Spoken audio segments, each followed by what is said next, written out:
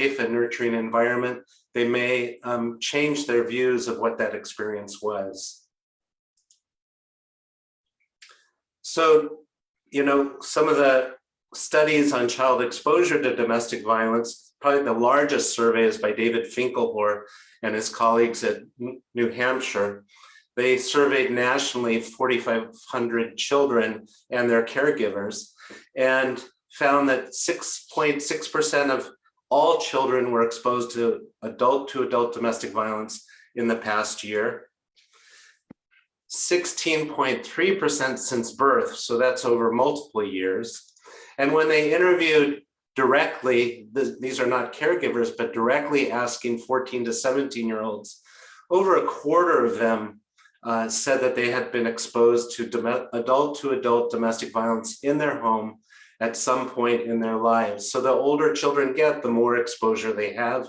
And really that's not what, you know, we're talking a lot about epidemics these days, but that's really something called endemic, which means that it's existing at a high rate in the environment all the time. So there are a lot of children exposed to adult domestic violence over their lives.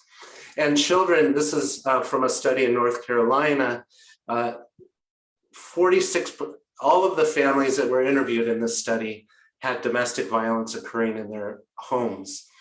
46% of the caregivers said that the children were exposed, their child was exposed to domestic violence. But 77% of the children said could describe in detail adult to adult domestic violent events. So the red or orange ring, whatever color you're seeing, the outer ring here is the difference between what children can report and what their caregivers think that they are being exposed to. And that's a major, you know, that's 31% differential. And then another whole group, neither the children nor the adults said that they were exposed. But it's really that middle circle that's concerning, that children can tell you a lot more than their adult caregivers. The only thing I caution is if you're recording those reports from the children, who can get access to those reports? Because if the abuser gets access to those reports, it can have consequences for that child for having reported his or her abusive behavior to the child. I wanted to give you some artwork by children exposed to domestic violence. This is one drawn by a child in Minnesota. And what it shows is a lot of unpredictable, scary weather. Tornadoes, volcanoes, lightning, thunder, dark clouds. And those are very scary, and they're also very unpredictable. Here's another one, earthquake. This is more appropriate to the West Coast. Earthquake on top, with dad on one side, mom on the other, and the child being caught in this chasm in between. And then this was drawn for a judge in Hawaii. My mom was lying on the floor. My dad was jumping on her head and kicking her in the back. Me and my brother were trying to stop him. And it's really about kids intervening. And we have a lot of data, and I'll talk about that in a minute. The children do intervene, and many are injured during those when they try to intervene to stop the abuse of their moms. And then finally, this is a picture of mom before. And then after, it looks like a baseball, but it's stitches and bruises and frowning. And this is, again, drawn by a child in Minnesota in a group for children exposed to domestic violence. And then this one for the judge in Hawaii, bam, it shows a fist going into a face. Things may not get done and no one will listen. And I think this speaks to the chaos that many children experience in homes where there's domestic violence, that nobody will listen to me as a child. Finally, this is about a 10-year-old boy. He's the child in the picture here. Anger, the unwanted desire to beat the living crap out of some jerk who really deserves it. And, you know, so he's defining anger as an unwanted desire. So he already realizes it's not something he wants to do, but Anger is violence for this child. Anger is beating the living crap out of somebody, and somebody who really deserves it. So it's, in some ways, he's shifting the responsibility, blaming the victim for the violence. So this young boy already, I believe, has a belief system that is similar to many of the men I've worked with who are adult domestic violence abusers. And so he's already at 10 years old or so, creating this cognitive structure that blames the victim, that anger is expressed as only as violence, not as in any other way. And it's unwanted, a recognition that it's not something I want to do. So let me move on to a study of domestic violence murders and attempted homicides. This is by Jackie Campbell and her colleagues. Jackie Campbell is one of sort of the preeminent she's a nursing professor at Johns Hopkins and one of the preeminent researchers on femicide, the murder of women. So across multiple cities, I think it was 10 cities, 10 cities, 237 children, 35% witnessed their mother's death, and a third found their murdered mothers. And of those that where there was attempted homicide, 62%, almost 2/3, witnessed the event, and 28% found their mothers afterwards. So children were deeply involved in these events, even the most extreme forms where there's domestic violence. So why is exposure important? I think it's because, as I've been saying, children are involved in the domestic violence. Domestic violence, adult domestic violence co-occurs with child maltreatment. And the effects of domestic violence on children are very important for us to think about. So one of the largest studies in the country funded by the CDC is called the ACEs study. I'm sure many of you are familiar with that, Adverse Child Experiences, ACEs. And what they found is if you had multiple or one or more adverse child experiences at the bottom of this pyramid, as you developed, there were many impacts of those adverse child experiences, including long-term health problems and even early mortality. These are I think there are 10, there are 10 adverse child experiences that they measured in this study, and they just added them up. So 1 to 10 was your score. And this was done on a large sample of adults and looking at their medical records in San Diego area, California. And what they found with children who had a battered mother who were exposed to domestic violence, these adults reported that they had a battered mother, that over half of them had 5 or more other adverse child experiences. So let me go back to those 5 or more other ones in addition to the domestic violence. And what the research has shown, David Finkelhor has coined this term polyvictimization, that the more types of exposure and adverse child experiences you have, the greater the risks are for you. So while I'm talking about children exposed to domestic violence this morning, you have to put that in context that many of these children are also experiencing some of these other adverse childhood experiences, or ACEs. And children are very involved. I did a national study now almost 2 decades ago, where we interviewed anonymously battered mothers, both in Spanish and English, across 4 cities, including the Dallas area in Texas. And a third of the children frequently or very frequently yelled to stop conflicts. Almost 12% called somebody for help during the adult-to-adult domestic violence event. And 11% frequently or very frequently physically intervene to stop the violence. And that's a very dangerous thing for a child to do, because many children who physically intervene are also then themselves abused. And in fact, we found that to be true, that during the adult-to-adult domestic violent event, over 50% of the children were threatened also with abuse. Over a third were accidentally injured. And over 25%, over a quarter were intentionally injured. And then when the child was being abused, 50% of the moms said that they were abused when they tried to intervene to stop child abuse. So there's a lot of intervention going on, and it's a very dangerous time for children.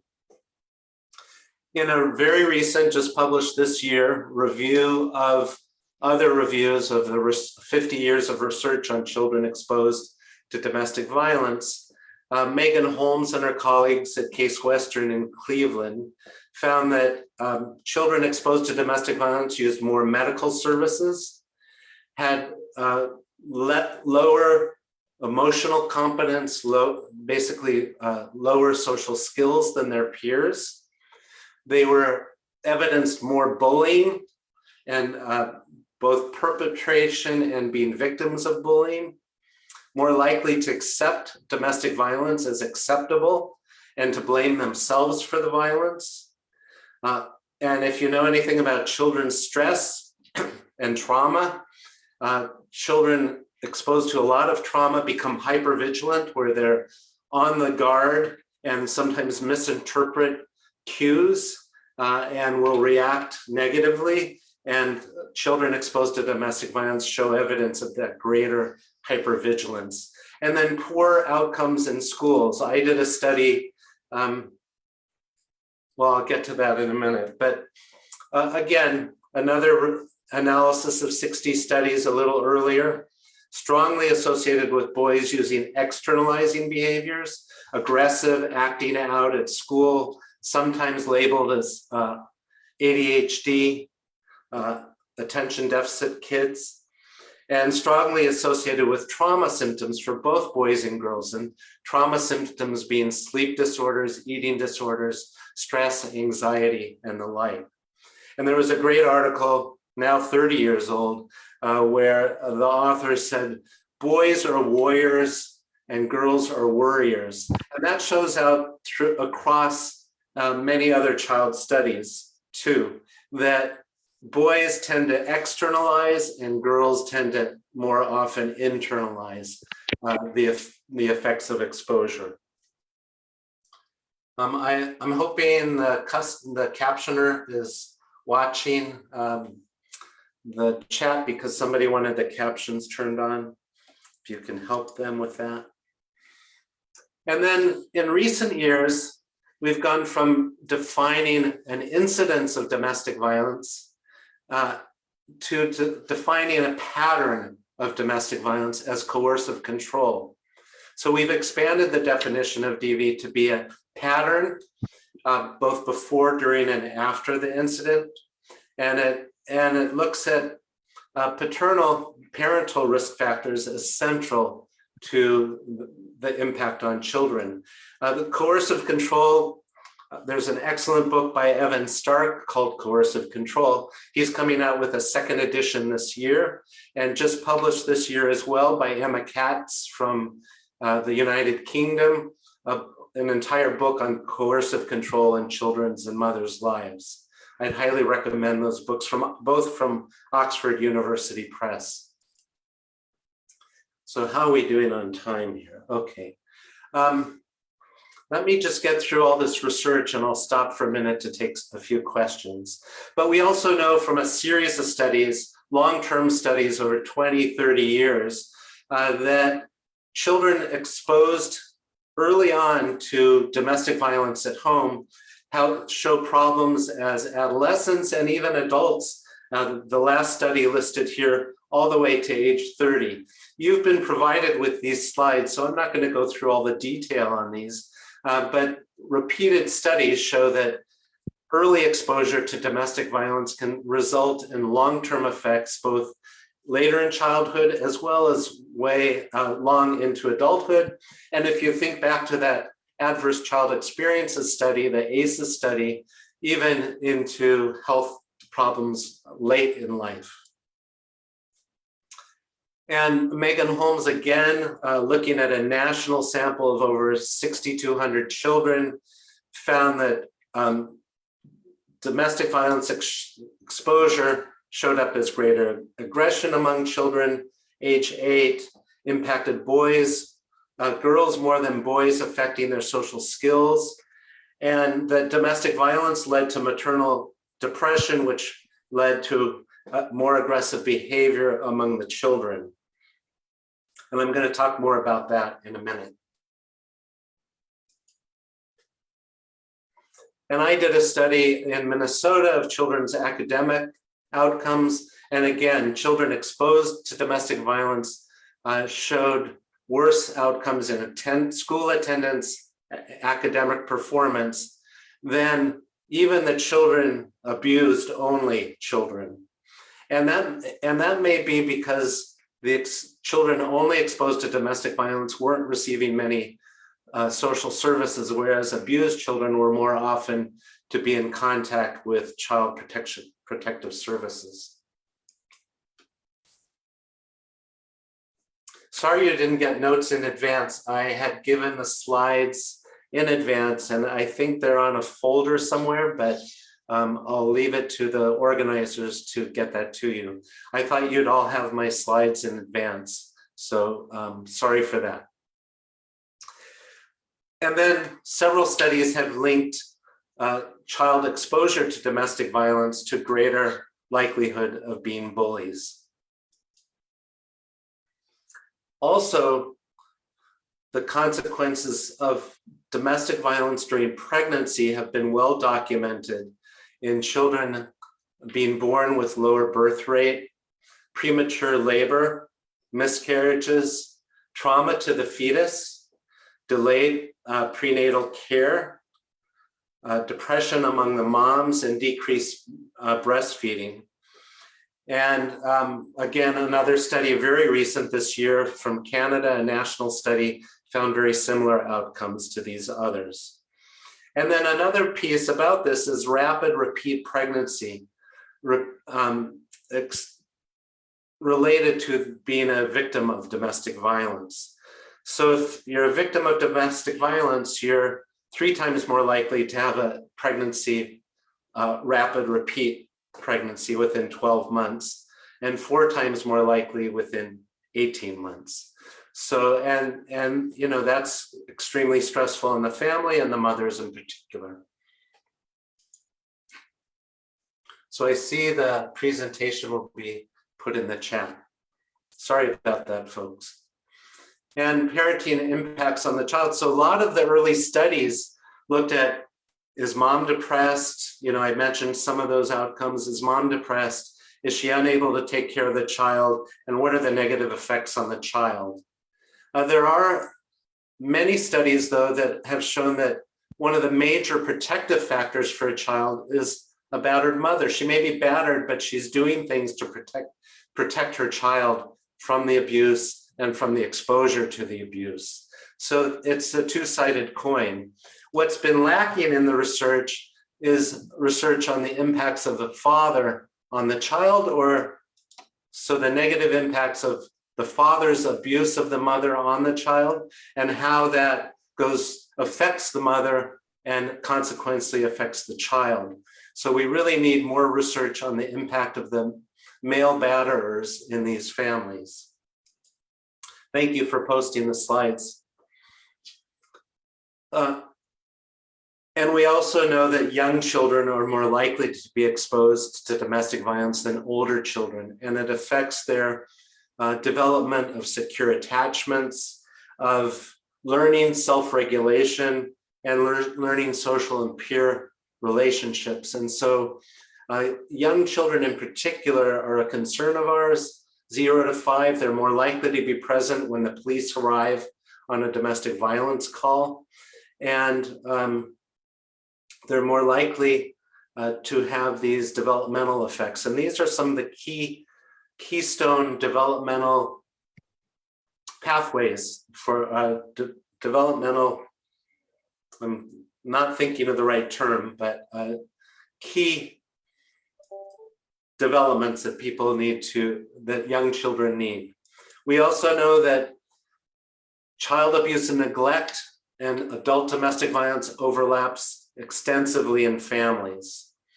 And in the first national survey, that survey by David Finkelhor, Sherry Hamby of over 4,500 households, they found a third of the children exposed to domestic violence in the past year had also been directly abused as a child, compared to only 8.6% of children where there was not domestic violence exposure in the household. And lifetime, over half the children who were exposed to domestic violence had also been abused. And those threats continue even if you are separated. So studies of separated moms, a third had reassaults after separation. Many of you who work in this field know that as a fact. Even in custody exchanges, a quarter of the moms reported violence and violence threats. And then 14 Canadian supervised visitation centers reported continued abuse at those centers. So as I talk about, let me just stop here and ask if you have any questions, because I want to talk now, I want to shift gears a bit. Any questions that I can quickly answer for you? If you can put it in the chat.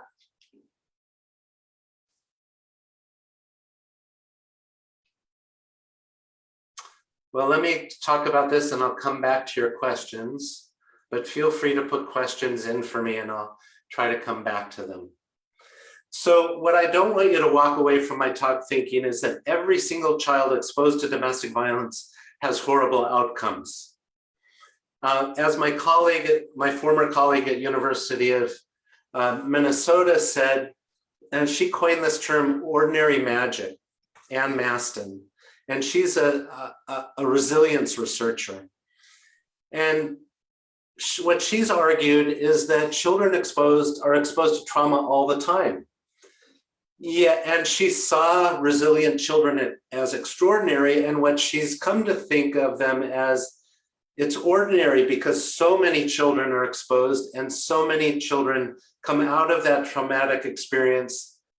Not, it's not a good experience for them, but they come out of it okay, or have some kind of protective factors that help them get through that experience and be okay as older children and adults.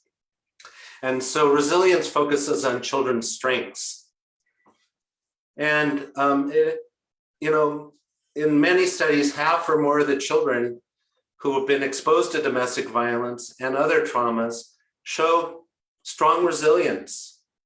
And it really depends on the type and severity of the abuse, how parents have reacted to the violence, if a battered mother's been protective and done things to help protect her child or other adults in the child's life, or older siblings, and adolescent peer relationships, the quality of those, and adult friendships, even aunts, uncles, teachers at school, and the like.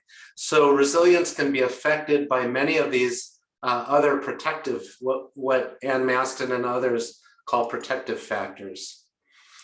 And Renee McDonald, actually at SMU in Texas, found that 2/3 of the children exposed to domestic violence were resilient, 28% were struggling, 6% had severe maladjustment problems. And again, that varied by the protective factors in their life. And so what we need to think about is those protective factors and how we can introduce more of those protective factors into children's lives, because those do buffer what people call buffering or protective effects for the child who's been exposed to traumas of many kinds. And so a child's ability to cope with and self-regulate anger and the anxiety that comes from being exposed, family support, school supports, peer support, key factors in a recent study of studies of 118 studies involving children exposed to trauma. So let me say my main takeaways and then answer Taylor's question that's been posted. So again, the frequency, the severity, and how often the violence occurs to a child varies, and those impacts will vary. Child's exposure to the violence will then vary. Young children who are at home all the time may have more exposure than kids who can leave and go to a friend's house, go to school all day and the like. Children's own self-regulation capacity to deal with stress varies. And protective factors and risk factors in a child's life vary. And so my argument given all this research is that our responses to children should vary. So Taylor, you asked, can interference of a parent-child relationship result in harm? For instance, denigration. Absolutely. Even if it's not physically violent, denigration of the moms, if you think back to that drawing of the young boy from that said, anger is the unwanted desire to beat the living crap out of somebody who deserves it, really, really underline deserves it. That child is learning to denigrate the woman, his mother, and eventually, likely a woman in his adult relationships, or even dating relationships, or even as a peer at school in elementary school. So certainly interference in the parent-child relationship. I didn't put it up on a slide, but there are studies. Sandra Graham Berman up at University of Michigan and her colleagues have said that many battered mothers talk about how batterers interfere with their ability to be a good parent. And often battered mothers then overcompensate and become more nurturing as a protective factor for their child. But they do speak extensively about the interference that the adult perpetrator, how he interferes in their parenting.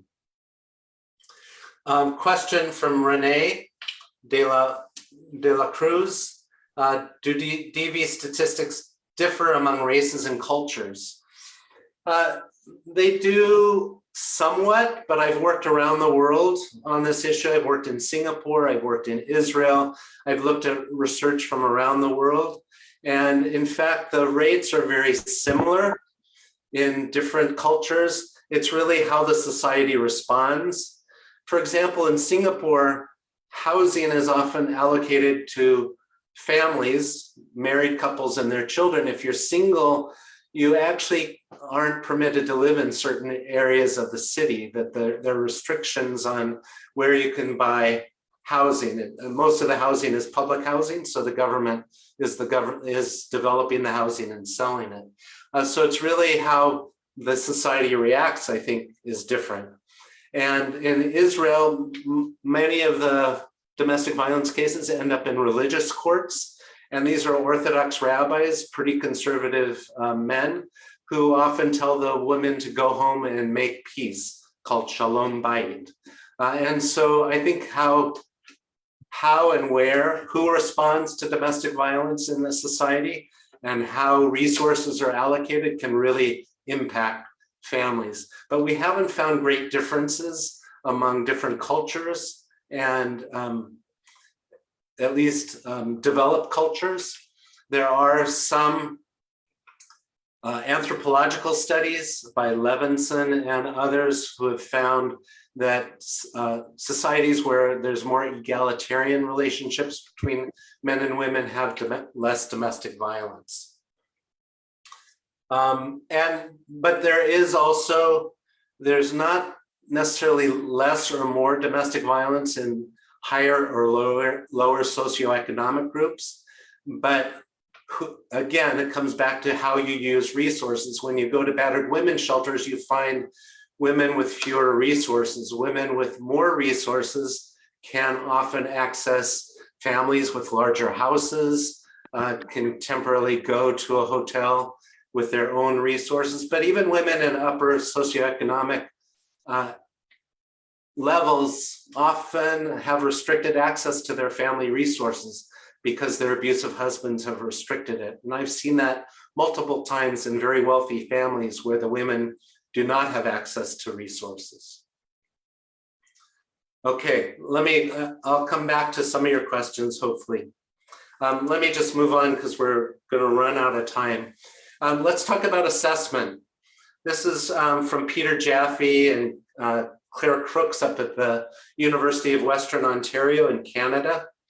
And they've sort of created this hierarchy of conflict, what they call normal conflict, high conflict, and domestic violence. And some people call domestic households where there's domestic violence high conflict households. But really, many of us in the field studying domestic violence try to separate those, because high conflict can be conflict without the violence present. And introducing violence and the threat of violence into a home is a whole additional risk factor for the family. So what Jaffe and Crooks are arguing is really that normal conflict, you have to assess these areas at the bottom of the pyramid. Moving into high conflict, you have more things to assess.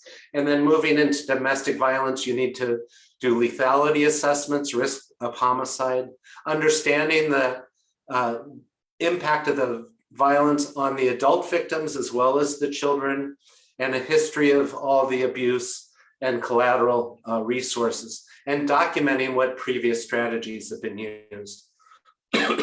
So I argue that when you have domestic violence present, you need to go deeper into a much more detailed assessment, especially around all the factors of the violence.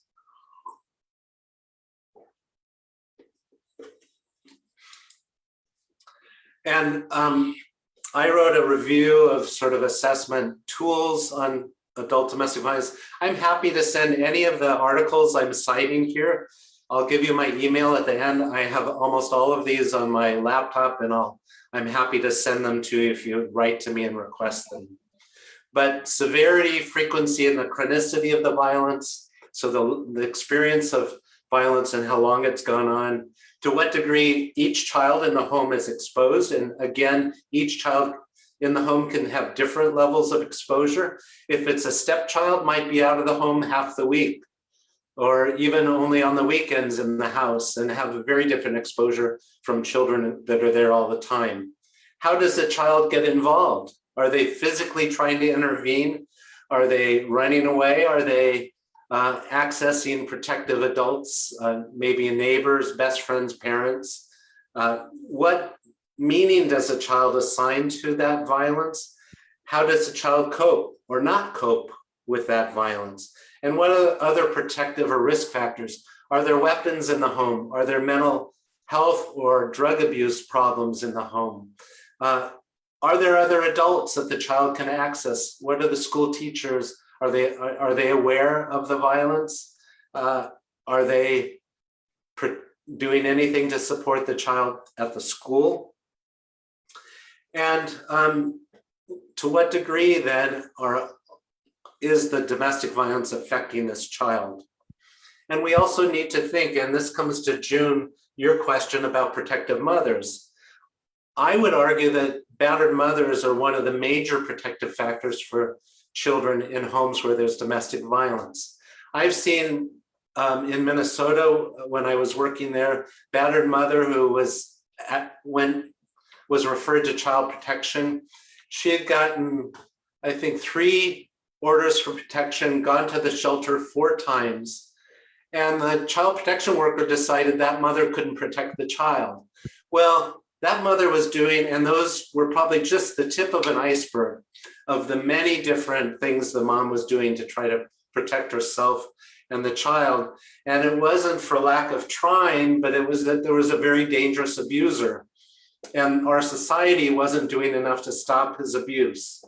And so I would argue battered mothers can be one of the major protective factors for the child.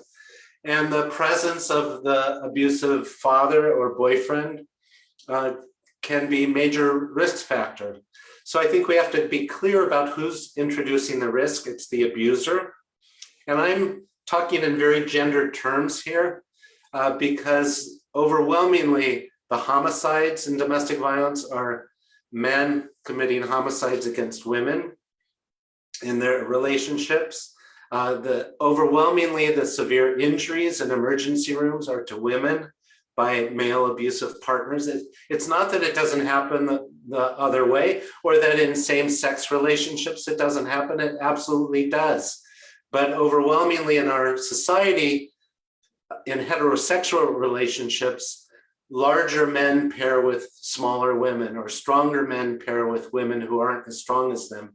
And even if it's mutual combat of some kind, which is a term I don't really like, even if they're both physically fighting, usually the woman ends up with the more severe injuries.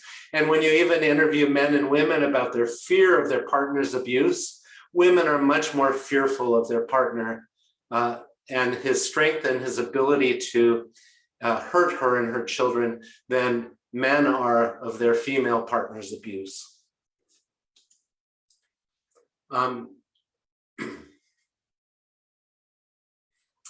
And then, you know what we really need are some comprehensive assessment services. Those can happen in many different places, and they do around the country. Mental health agencies, children's hospitals, advocacy centers, battered women's agencies, and DV specialists who are placed in child protective services. Even in supervised visitation centers, and thinking about CASAs and custody evaluations. If they were better trained, some of them are, but many are not trained to be sensitive to domestic violence issues. They could be a resource for a community. I've seen judges, custody evaluators, and others greatly underestimate the danger of the men to their children. So I've heard a judge say, well, he may abuse his wife, but he doesn't touch the children, so he can be a good father. But that ignores all the research that I talked about earlier. And they also underestimate, as I said, the child protection workers said, underestimated that mother's safety strategies that she used, going multiple times to a shelter, getting multiple restraining orders. A judge in California, Judge Edwards, who was the head of the court in San Jose, California, said, you know, we should really redefine what reasonable efforts are in child protection. The reasonable efforts should not only be providing safety to the children, but providing safety to the adult victims as well. One thing that I've seen also is that sometimes we blame battered mothers for parentifying their children, parentification. It's sort of a funny term, but you know, giving too much parental responsibility to the child, and that can cause emotional distress. It can have impacts on the child, but also I've heard survivors, adults who were exposed to domestic violence as a child, talking about how being on a team with mom and together trying to be safe really promoted positive safety strategies for the child, increased that child's feeling of, I can help mom and we can be safe together, and provides a sense of control to the child. So I don't think parentification is always negative. I've usually heard it termed negatively, but I think it can also have some positive impacts on the child. So we just have to be careful to assess what's going on with the child, especially older siblings. If you remember that picture of the older sibling who was protecting her younger brother. I developed with my students the CEDV scale. This is free to you online. If you go to the website, my personal website at the bottom, it's in Spanish and multiple other languages, and it's all free. There's a manual on how to use it. So if you're looking for some kind of quick assessment scale, you could use this. Self-administered, it's for older children, 33 questions that pretty much focus on what I've been talking about. So let's move to the final part. We're going to run out of time. What can we do? We often in our communities, if we see an exposed child, we'll often refer them to child protection. I don't know about Texas, but some communities mandate that if there's a child exposed to domestic violence and you're a mandated reporter, you need to report them to child protection. We did that in Minnesota, but it overwhelmed the child protection system. And really many of the cases probably do not belong in the child protection system. And we need an alternative track of voluntary child exposure assessment and case planning services. So I think some cases absolutely need to go to child protection, but probably the majority could go to voluntary community-based services. And certainly referral back and forth between child protection and these community services. Intervention by the courts, child protection has a whole series of interventions that they do, but child exposure in non-governmental agencies can be mental health programs, informal network interventions, because most battered women and children turn to friends and family and teachers and colleagues at work. And we don't do nearly enough with informal networks, even though those are often the first people that abused women and their children turn to. And then DV organizations, batterer intervention, there are a whole series of community services that we could use and develop. So I think many of our communities are underdeveloped on this voluntary side of the chart that I've shown to you. I did a study in Seattle with colleagues of a supervised visitation center, and this was one funded by the Department of Justice just for domestic violence cases. And battered mothers viewed visitation centers as an unfriendly place, surprisingly, to the center, even though it was set up for domestic violence cases. They felt like they were forced to bring the child there to visit with the abuser. It was often very inconvenient, hard for them to get to. We found in our study that the abuse continued during visitations. Some of the men used scheduling, like with the scheduler, the front desk of a visitation center, like, why can't she come at this time? Trying to find out where she was, what she was doing. Why can't she come at that time? Or canceling his visitation and changing it and forcing her to change her schedule.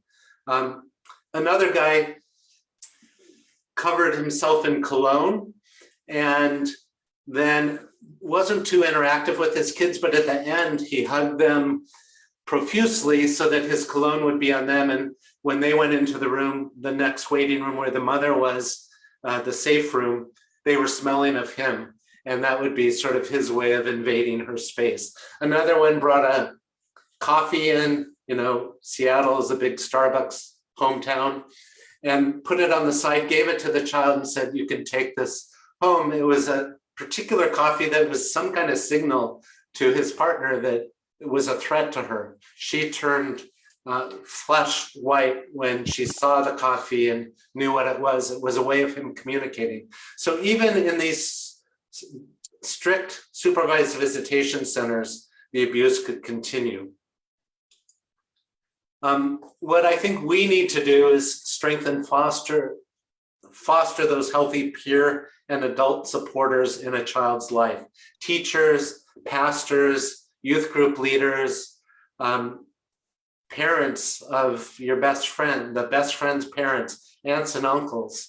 Certainly, I think there are many adults in children's lives who can be positive role models, as well as supports for them.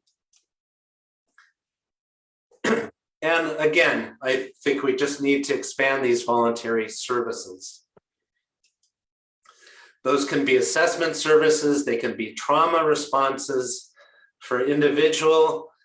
There's a group in San Francisco that does mother-child psychotherapy, and also in Boston. for children exposed to domestic violence, especially young children, and group work programs, and parenting services for moms to support them through being out of violence. They may have to really rebuild their parenting. As I said before, many of the batters have intervened in their parenting, prevented them from parenting the way they wanted to parent.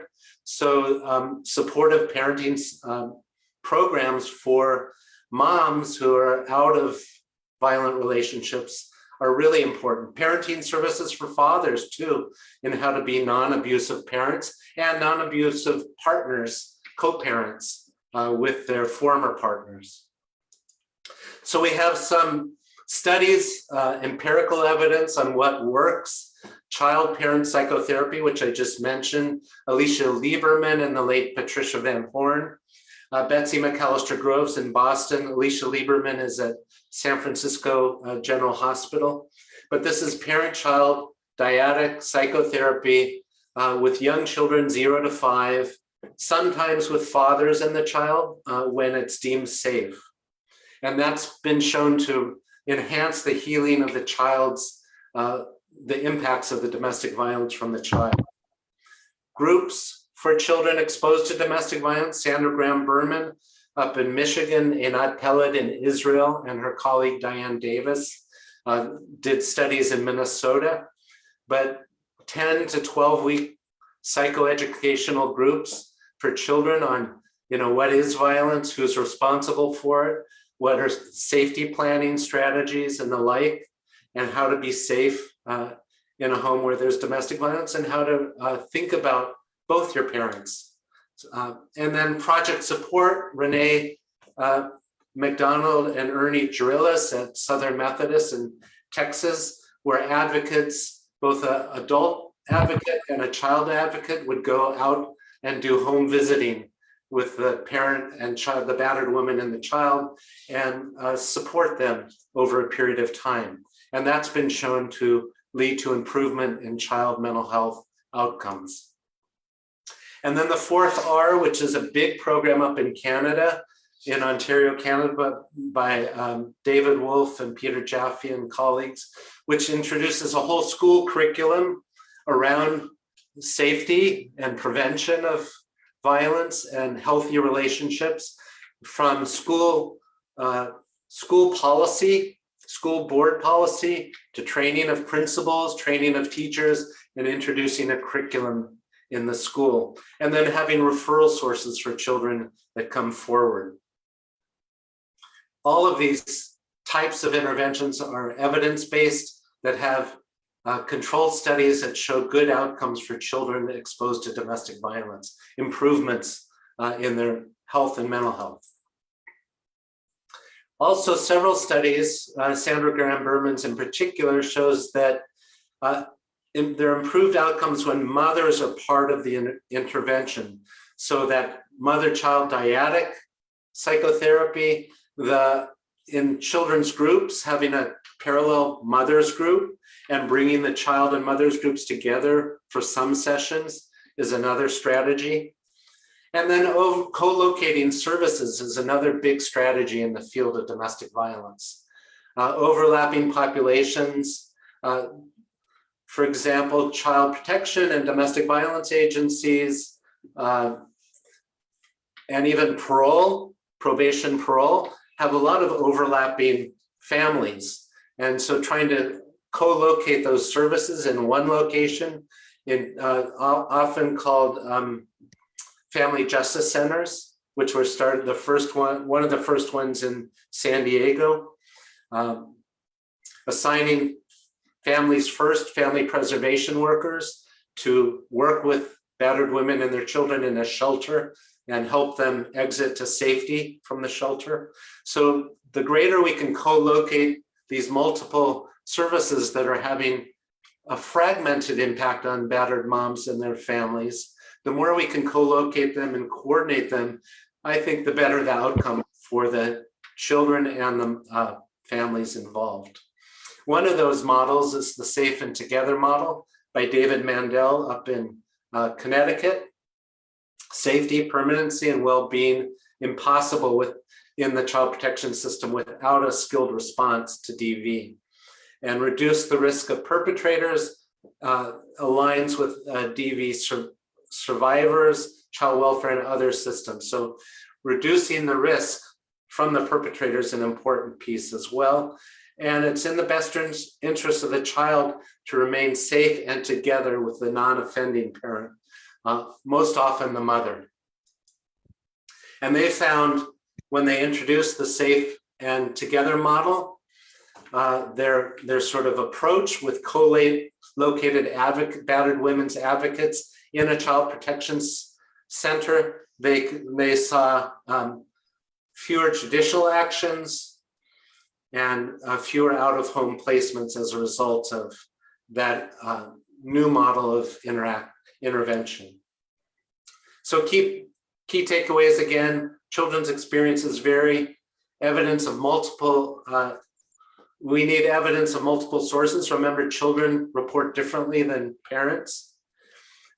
Children should be kept safe and together with a non-abusing caregiver whenever possible, because they can be one of their major protective and supportive factors. And the referral to evidence-based services and the importance of co-location and coordinated care. So here's some online resources. Yeah, thank you, Darren, for putting that in. David Mandel's Safe and Together is at the bottom of this list. These are some great resources. I think I have a few minutes. Oh no, I'm over, sorry. Feel free to email me at j.edleson@berkeley.edu with any additional questions. I'll be happy to answer them. And any of the articles I've cited, as you've had more time to look at the slides, I'm happy to also send those to you. So sorry that I can't take more time answering your questions. I had a lot to cover. I teach a whole semester course on this content. Too much to cover in 1 hour, but thank you so much for attending. And I'll turn it back to Susie, I think. I'm not sure. I think you go on to a different link, possibly. Yes, thank you everyone for joining. We are going now on to our next session. So please follow along in the program and click the Zoom link, and we'll see you in the next session. And thank you to the captioners.